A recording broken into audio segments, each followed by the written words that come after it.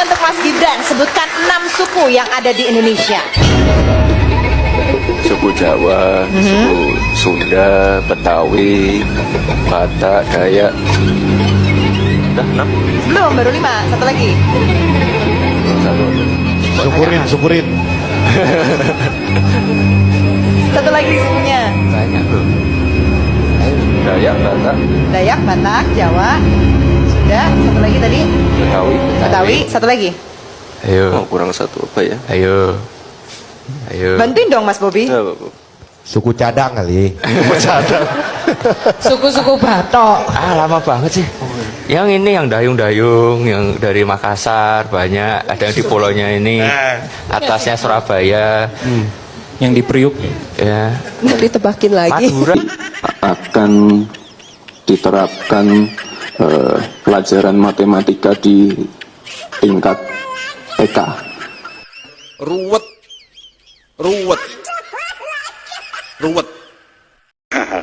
Saya kan sudah katakan harus ada basic dasar apa pemakzulan itu, bukan hanya faktor suka atau tidak suka, ya, bukan hanya faktor output kinerja semata-mata.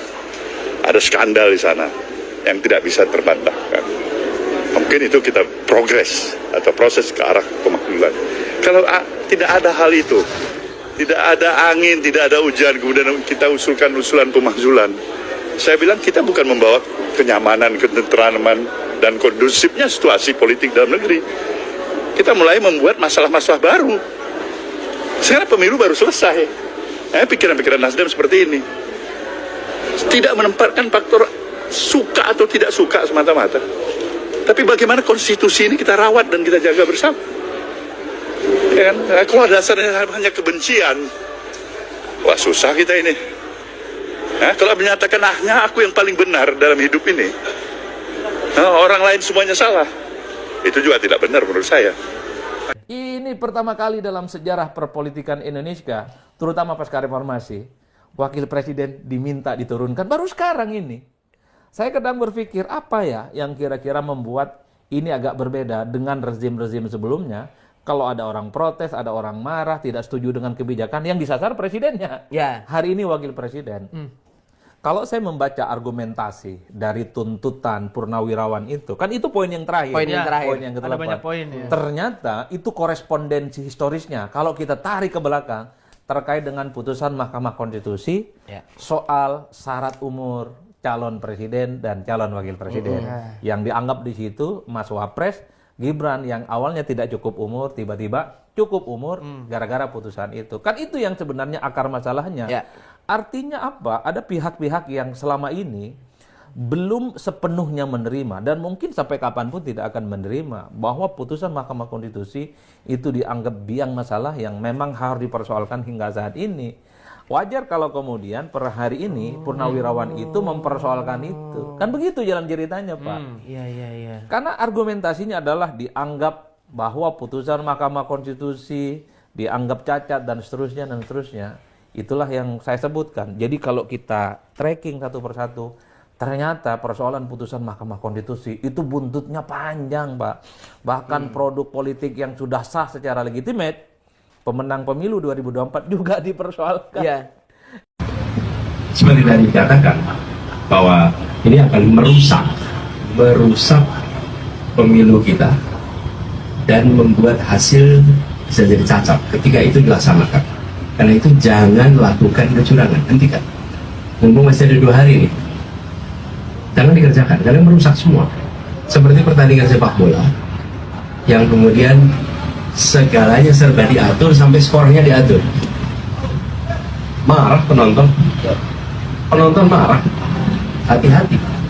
Hati-hati dengan rakyat yang dimanipulasi, sementara mereka menginginkan adanya transparansi, adanya kejujuran. Hati-hati dengan rakyat, karena rakyat akan merespon seluruh tindak kecurangan itu dengan cara yang kita tidak bisa tahu. Jadi betul-betul harus hati-hati. Jangan pernah melawan yang disebut sebagai kemauan rakyat dalam sebuah negara. Jangan dimanipulasi. Lalu pesan kepada semua, semua. ASN yang terlibat dalam penyelenggaraan, kemudian aparat penegak hukum yang terlibat, juga petugas TNI dan seluruh jajaran, termasuk yang non ASN, kepala desa dan semuanya. Pemilu ini adalah kesempatan untuk mengubah nasib semua keluarga, termasuk keluarga ASN, termasuk keluarga polisi, termasuk keluarga TNI, termasuk keluarga kepala desa. Ketika keinginan rakyat untuk perubahan itu terjadi, maka perubahan itu akan dirasakan juga oleh semua ASN, oleh keluarga-keluarganya, anak-anaknya yang bisa sekolah murah, anak-anak yang bisa dapat pekerjaan. Jadi perubahan yang dibawa itu berdampak juga pada mereka. Di sisi lain, ketika ada manipulasi dan orang-orang yang terlibat manipulasi, keuntungannya tidak dapat mereka, keuntungannya dapat oleh yang mau berkuasa. Jadi ingat-ingat ya, melaksanakan kalau ada perintah-perintah seperti itu, yang dapat keuntungan bukan yang mengerjakan, yang akan dapat keuntungan itu sekelompok kecil. Tapi kalau kita berikan kepada rakyat kesempatan untuk mengungkapkan apa yang mereka maui lewat pemilu, lalu menjaga suara itu, apapun hasilnya, dampaknya akan dirasakan positif oleh semua. Jadi, dan saya percaya, saya katakan di JIS kemarin, bahwa yang menyelamatkan demokrasi di Indonesia ini rakyat kecil, yang menyelamatkan rakyat kebanyakan. Jadi saya optimis, rakyat Indonesia tanggal 14 besok akan bekerja menggunakan hati nurani, memilih pakai hati nurani, dan yang menyelenggarakan, ingat, jaga keinginan rakyat sesuai hati nurani, jangan dicederai. Pak Ngabalin, ini mumpung hari yang baik, saya ketuk hati Anda, ya. Adakah bersedia bersaksi di bawah Al-Quran bahwa tuduhan Anda saya menerima dana besar itu benar atau tidak? Saya berani bersumpah di bawah Al-Quran bahwa itu tidak benar sama sekali. Itu bohong, Bang Ngabalin. Oke, Bang Ngabalin, responnya gimana tuh? Nanti putar ulang semua podcastnya, kemudian dengar baik-baik, pakai hati, pakai pikiran dengan teduh, bahwa proses tuduhan terhadap Jokowi 10 tahun dengan ijazah palsu itu, berapa biaya yang digunakan? Itu dana besar kan, Mas? Karena itulah begitu. Kalau saya ditanya latihan kesabaran di mana? Latihannya ya di Gajah Mada sini. Karena di tempat ini waktu itu masih di gelanggang mahasiswa. Kita ada perbedaan-perbedaan pandangan di antara mahasiswa. Tapi kekuatan masa mahasiswa itu. Makanya itu buat teman-teman semua yang masih kuliah. Ini banyak mahasiswa kan di sini. Yang mahasiswa, coba tangan coba. Ini mahasiswa semua ini, betul. Ntar saya foto sebentar. Halo teman-teman, berjumpa bersama saya di Politik Dangi. Teman-teman, ini menarik ya untuk kita bahas bagaimana Surya Paloh. Ya sebenarnya ini politikus yang sangat senior sekali ya, beliau ini Ketua Umum Partai Nasdem. Namun ya, alih-alih mendukung Anies atau menjadi partai oposisi ya, seolah-olah Surya Paloh ini teman-teman, kalau kita melihat itu membela Gibran ya, pada saat Gibran itu ingin dimaksudkan oleh Forum Purnawirawan TNI.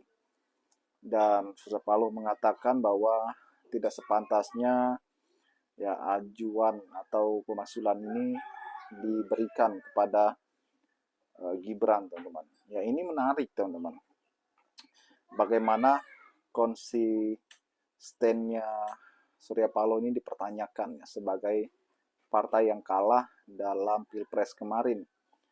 Ya inilah kenapa negara kita ini ya harus ada yang menjadi oposisi sebenarnya. Ketika kalah, ya jangan bergabung sama pemerintah. Ini sama halnya seperti apa yang katakan oleh Adi Praitno ya. Dan masyarakat kita terbelah gara-gara Pilpres, gara-gara pemilu ya. Namun elit-elitnya malah bersatu. Ini yang kalah malah bergabung ke yang menang ya.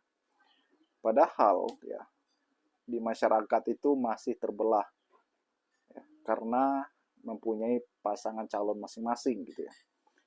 Mungkin ya inilah kenapa harus ada yang oposisi untuk mengkritik, untuk memberikan keseimbangan ya dalam berjalannya pemerintahan.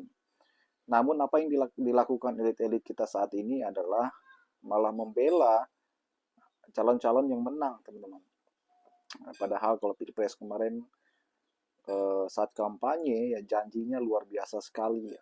Bagaimana menurut kalian?